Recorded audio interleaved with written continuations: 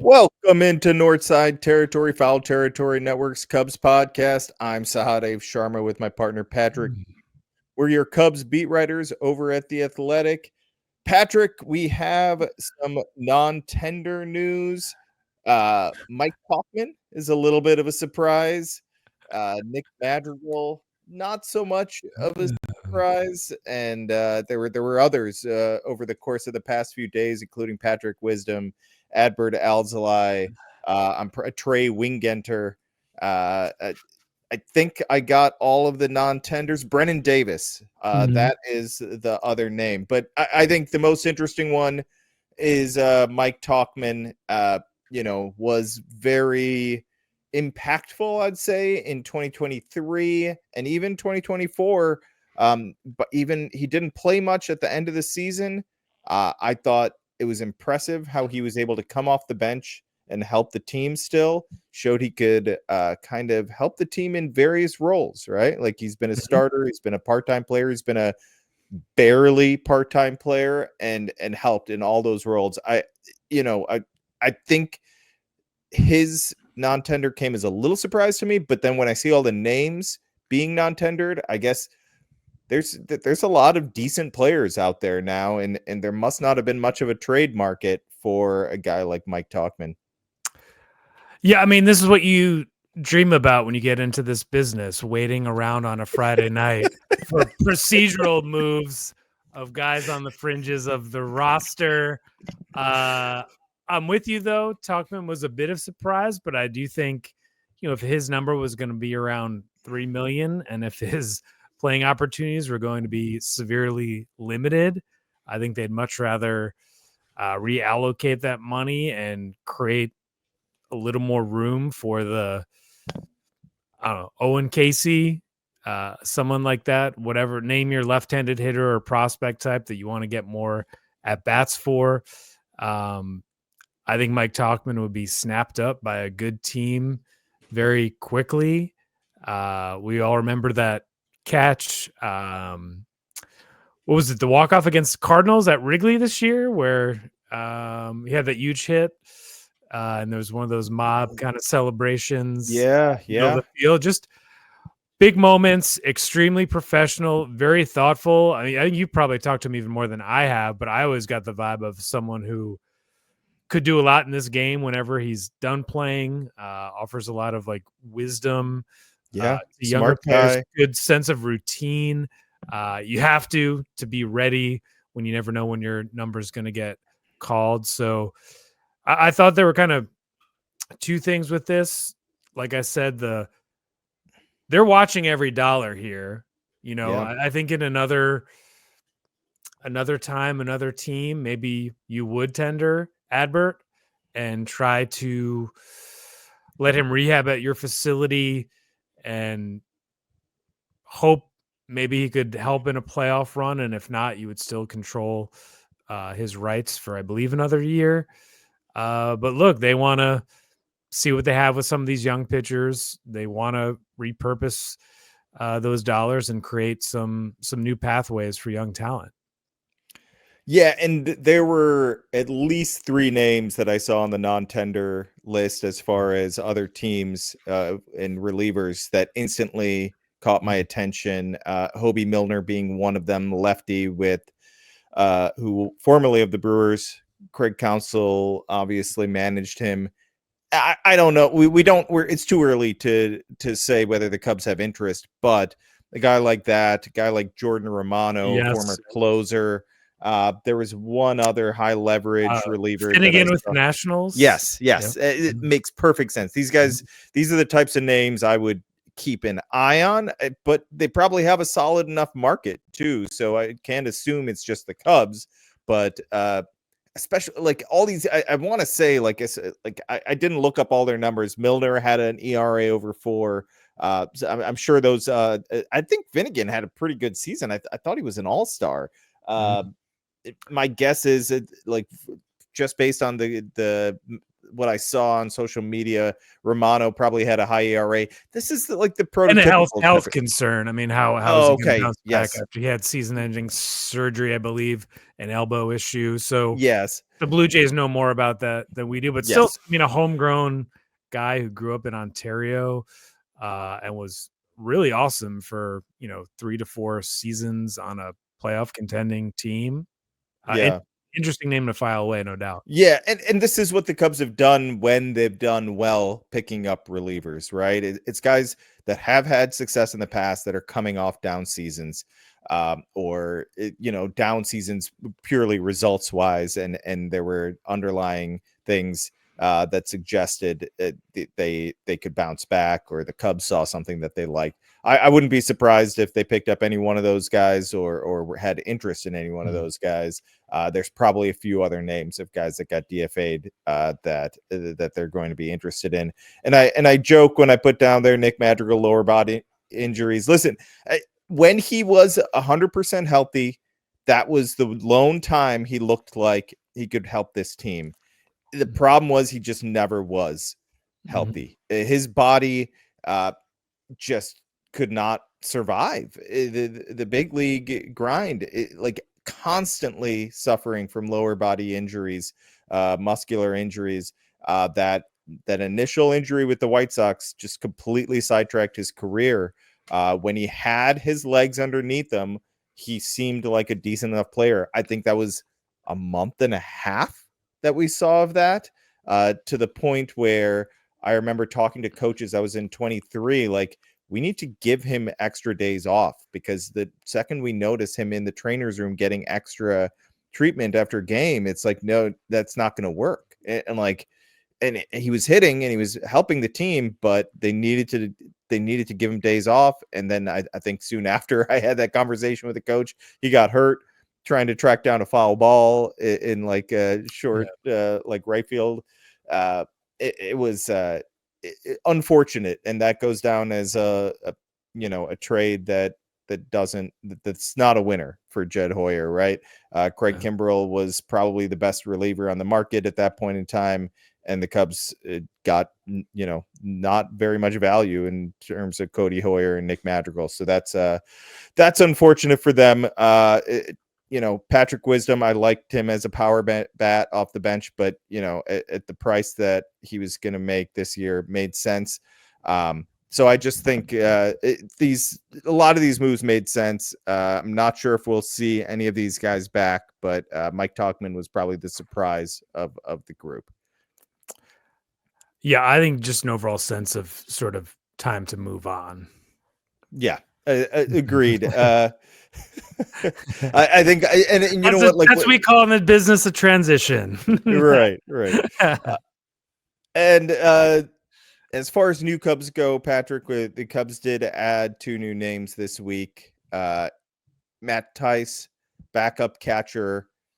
We'll see if they don't upgrade beyond that. If they go into next season with Miguel Amaya and Matt Tice, I don't think I think that would be Cubs surprising, fans right? Right. Yeah. And I think Cubs fans would have every right to be frustrated with that. If that's when you end the season and it was circled as an area that you had to improve, and it's a guy that just got DFA'd by a non-playoff team who's never really produced at a high level at the big leagues. It's perfectly fine to be your third catcher and a depth piece in the minors. This is a long off season, right? This is early on. I wouldn't get too worried about it if you're a Cubs fan right now and you're stressed about that. But the reality is it could be, they're going to continue to look for an upgrade there, is what I would say. No doubt in my mind. And Eli Morgan's like the first, or if you want to include Rob Zistrizny, the second step in creating real depth in this bullpen. This is Eli Morgan's a very good reliever. He is not a great elite reliever. He's not going to close out games for this team, but he can eat more than 3 outs. He's consistent. He can be trusted to get, in the 6th or 7th inning some outs for you. And I think that's what this team needs, right? They need more than this, but this is a nice addition for a minor leaguer who played at low A last year and struck out at an above a 30% rate. Listen, I know prospect fans are going to talk about Alfonsino Rosario a lot, but it's a boomer bust guy. It's perfectly fine guy to move in this type of deal. Yeah, I mean, Cleveland's one of those places where you do wonder if they could unlock something, or they're just going to give him more opportunities they would have gotten in Chicago. But what really jumped out to me when I read your piece in the Athletic, Sahadev, was how the Cubs are lining up their board in terms of free agent pitchers, and that even though we're in that in between stage, GM meetings and Thanksgiving, and kind of building towards the winter meetings, it seems like we have a pretty clear idea of what the Cubs are thinking in terms of those rotation upgrades. What's your sense of the market here? Yeah, I mean, we knew it wasn't going to be Corbin Burns, right? It seems like Max Fried is probably unlikely.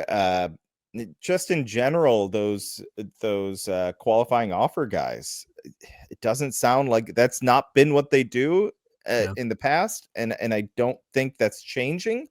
They can. The more they talk, the more they discuss things. These thoughts can shift, right? So nothing's locked in just now, but it is a deep market in that mid-tier starting. What do you want to call it? Upper middle class? Yeah, give them the upper. Like I feel like Nathan Eovaldi has been a very good pitcher for a long time, so I feel like middle kind of implies average, and I feel like what they're getting would be an upgrade, and that there are some guys who do jump out a little bit. Right. And I think you look at qualifying offers knocks out a decent chunk of those guys. Sean Manaea had a great bounce back season. Luis Severino, great season. The two names that, I think if they weren't attached to a qualifying offer would make some sense with the seasons that they had. I don't think they'll be at the top of the list when you have Nathan Eovaldi. Nick Pivetta is a qualifying offer guy. I think he would have made sense, but the qualifying offer drops his value a little bit in terms of what you want to spend on him. But I think the primary names that come to mind are Eovaldi, Yusei Kikuchi. I don't know how the Cubs feel about Jack Flaherty, but he doesn't have a qualifying offer. They loved him coming out of the draft. He's a polarizing guy. So the shoulder is questionable. Health-wise is definitely questionable. I personally like him. There's going to be debates in that front office, from what I understand, about whether they would be in on him. And I think the price tag may get, maybe even years may get longer with that health history. I'm not sure if that makes the most sense. Kikuchi's a guy that I was specifically told they need to dig in more to understand, see how he did what he did. At the end of the season. And depending on the years, I know he's a little older. He's 33, I want to say. Depending on the years, when you kind of figure things out, it's like, oh, my slider is so much better than I realized, and I'm going to use it more type thing. Maybe he has a late career, jump. Whatever it is, if it's not one of those names, they need to find someone that, that gives them some sort of certainty in that middle of the rotation, someone that pushes Tyone to or equals Tyone, and is right, and it could even, when they're pitching at their best, look like a Steele or Shota. And I think they're also, this front office, we have to, they're not stupid. They don't expect Shota to repeat that season. That's going to be really hard, and that's part of the reality of it too. Yeah, and I wouldn't only get one of these guys, but there's also that bucket of Walker Buehler, Shane Bieber. There's some interesting names out there. I think the Shamanias, the Severinos, even Jack Flaherty, like those are the guys you signed last offseason, right? Right. It's like Of the like Brandon buying Morrow high, thing. yeah, the whole Brandon Morrow theory just on the starting pitching side. So I think, you know, I remember it even a name a couple of years ago, like Andrew Heaney, right? Like Yeah. some guy that maybe we're not thinking of, or like I think the qualifying offer is just the final kind of disqualification from the Cubs perspective for a lot of those guys who had like great like bounce back years and are looking to cash in. Yeah, absolutely. Patrick, if the Cubs are going to upgrade their their offense, they're going to have to get creative, right? We've talked about this, but now we're hearing more about it. Uh, what is like? Can they move Cody Bellinger? What is the market for Cody Bellinger? Is it silly for a team? This is something I've been thinking about. Is it silly for a team like the Cubs to be looking to shed payroll essentially to add, right? To have more flexibility? Because Cody Bellinger kind of has I know we've seen him really bad before, like maybe not Cubs. The Cubs haven't seen him really bad, but his last few years in LA were bad, right? They were Yeah. not good offensively. He's healthy though, right? So I think we kind of have a floor for him. Uh, Mhm. we know there's upside there to be like carry in offense. I, I think sometimes, and I get in this trap too, like where you're like, well, they need an upgrade. We need a shiny new toy. Like you have to find someone else, right? If the argument is they need flexibility to play some younger guys that they think are ready to impact the team, I can get with that. Um, I but I also think like he gives you some certainty. I go back and forth on the idea of whether it makes sense to trade Cody Bellinger. I think I if that happens and if they pull this off, um, I'd like to know what the other moves are before before they do it. You know what I mean? Yeah, I feel like we're gonna hear Cody Bellinger trade rumors at Cubs convention and like as pitchers and catchers report. Like, I don't know. I'm with you on. I think the floor is pretty high, well established now.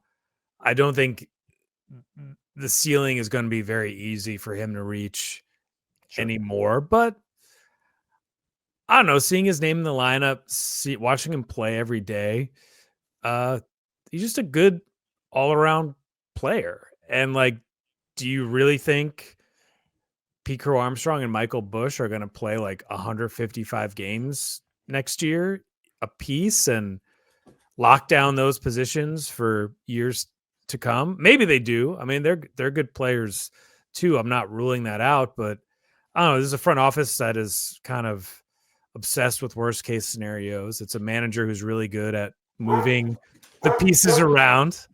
Um, I think he fits. I think he makes sense. Like I don't see why you have to trade him unless there's some sort of like money crunch, like an extreme money crunch that we're not aware of, or some team that has secretly been coveting Cody Bellinger for a long time, which I sort of doubt considering how we've seen this kind of free agent cycle go the last couple of years.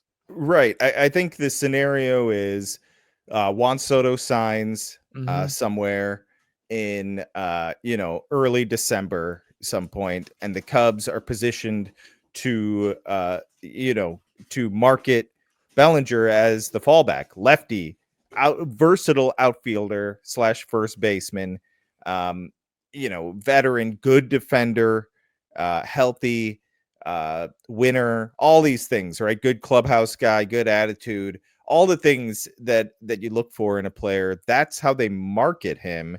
Um, our colleague at the Athletic, Ken Rosenthal, has reported that money is a factor for other teams here. Yeah. It's $32.5 million, essentially 27.5 for this season, $5 million buyout. That's a chunk. That's a chunk of change. And I think the idea that it could be a 2-year deal also changes Hmm. some thoughts. So it could just be a money dump like that. That either means it's exchanging quote unquote bad contracts or getting a lower level prospect that isn't highly thought of. I don't like that. I just don't. I, I get it, and I need to see the full moves. Like I said before, like what else are you doing? But it doesn't feel right for this organization to have to do something like that. But I guess that's where we are, and and it's not like it's just this weird in between phase, right? For them, it's not like they're cheap and have no money, but it's also not like they can flex their financial might in any way, and that leaves me like a little like with a bad taste in my mouth when I'm talking about things like this. Like it's like, come on, like there's it. I can also understand the argument that, listen, he just clogs things up as far as trying to upgrade the lineup, right? That's fair. I will listen to that argument more than if you're telling me it's about money. I don't love that concept, but it's the reality that they're faced with. Plus, this isn't like year one of Jed and Theo in Chicago and Bellinger's like Alfonso Soriano. Like, this team has to win next year. And Bellinger can help you in a lot of different ways. Now, look, there's no doubt him coming back is a sign that stuff went wrong last year, whether it was his health, the Wrigley weather, just the general sort of state of the team last year. Like, those Boris opt-out deals are meant to be opted out. Like, that's the plan. But I also have a hard time thinking of this as this like albatross awful contract, considering how pleased everyone seemed to be at spring training last year of, oh, Belly's back, and Boris getting the press conference with Jed up there. Like, I don't know, it seemed like a pretty good outcome last spring for everyone. And I think,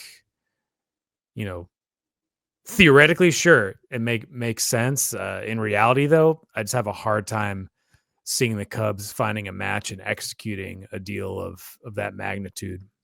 Right. And here's the thing. Here's my final thought on it. So I think with all the conversations we've had and everybody we've talked to over the past, 6 months, really, that we've been talking about the idea of will he or won't he opt in. I think it came as a little bit of a surprise to that front office. I think they expected him to opt out. And when he didn't, and I think he didn't do it he feels very comfortable there, and he wasn't thrilled with this season, and he wants to show that I can have a better season. Yeah. But because of that, I'm wondering if Jed and Carter and the rest of the front office kind of had a plan without his money on the books. So it would essentially be moving him for a nondescript prospect would essentially be like him opting out, right? And then them acting in that fashion. So I come back to what I said originally. I want to see what the rest of the moves are if this is what they're doing. I hadn't thought of it that way. And I'm giving them the benefit of the doubt when I say that. Yeah. I'm being very kind to them, I think, and looking at it in an optimistic way. But I think you could look at it in that fashion. And it all depends on what they do. It's same thing with Matt, like what we were talking about with Matt Tice. Like, if this is the move, then it's not real. Like, fans should be upset if this is how you are saying, like, hey, catcher's a really important spot, and then you go and get a guy that was essentially or that was DFA'd. So that's where they are. I like some of the moves they've made. I'm not sure if the others are moving the needle much. It is not even December, so not any reason for fans to panic or get too upset about anything. This is like the offseason hasn't even started. I think the Cubs offseason will really get going when Juan Soto signs, and then we'll have a better idea of how things will look. I wouldn't even be surprised if in the next 2 weeks there's more pitchers signed by the Cubs or just more moves in general. So We're just getting started with this all, Patrick. It is about to be the heart of hot stove season. Everyone have a good Thanksgiving. We'll be back. We're going to take a little break here from podcasting, but you guys all have a good Thanksgiving. Thanks so much for listening. Make sure to rate, review, subscribe on YouTube. We're doing great on that. I really appreciate you guys subscribing. Continue to do that. Look at our lovely faces and be the true sickos. People like that I called them sickos. They enjoyed that. The response I got on Twitter was and other social media was good. So I maybe we should have Northside Sickos as our I like it. hashtag. Thanks for listening, everyone. Make sure to subscribe to The Athletic as well, where Patrick and I are writing regularly on this off season. Thanks. Take care.